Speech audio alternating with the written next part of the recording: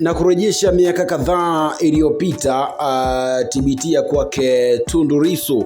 Miaka kadhaa iliyopita, mwaka 2015, Mheshimiwa Tundu Lissu bwana akiwa mbunge wa Singida Mashariki, ilikuwa bunge la 10, mkutano wa 19, kikao cha 13. Mheshimiwa Tundu Lissu alisimama bungeni na kupewa nafasi ya kutoa hoja, ambapo alimbananisha Mheshimiwa Jenista Mhagama kuhusiana na mfuko wa vijana uliofunguliwa, kwamba huu mfuko unawanufaishaje vijana ama wananufaika vipi. Mfuko huo ulifunguliwa ya kuwanufaisha vijana, lakini Mheshimiwa mbunge Tundu Lissu alihoji kwamba pesa zinazotoka kwenye mfuko huo zinatokaje na zinaingiaje na zinazunguka vipi. Hii ilileta sintofahamu ama ilileta minong'ono bungeni, na pengine wabunge wengine walishangilia, wapiga makofi kwamba Tundu Lissu amezungumza hoja.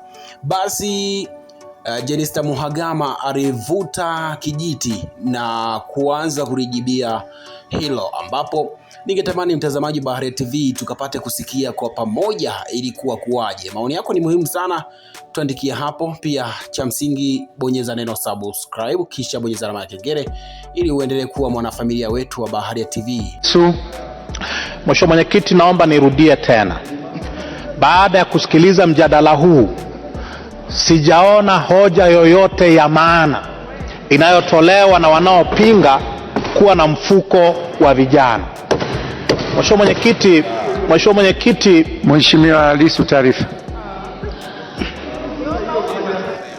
Mheshimiwa Mwenyekiti, nimwombe tu Mheshimiwa Lissu asituwekee maneno mdomoni. Hatujapinga. Mheshimiwa Mwenyekiti, mbona ni lugha tu inaeleweka. Anachokisema Mheshimiwa Lissu anaendelea vizuri tu, ana hoja yake nzuri anataka kuijenga.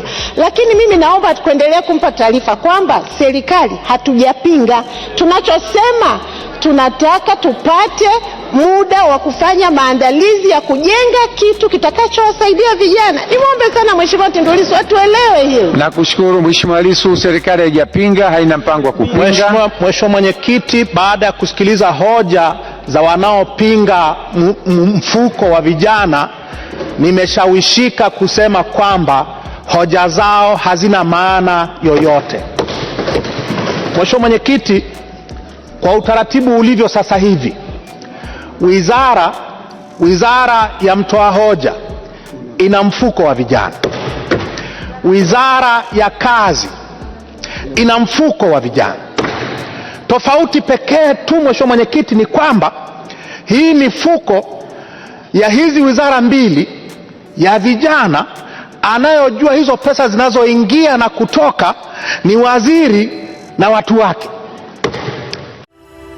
Asante kwa kuifuatilia Baharia TV. Usisahau kulike, kusubscribe, kucomment na kushare.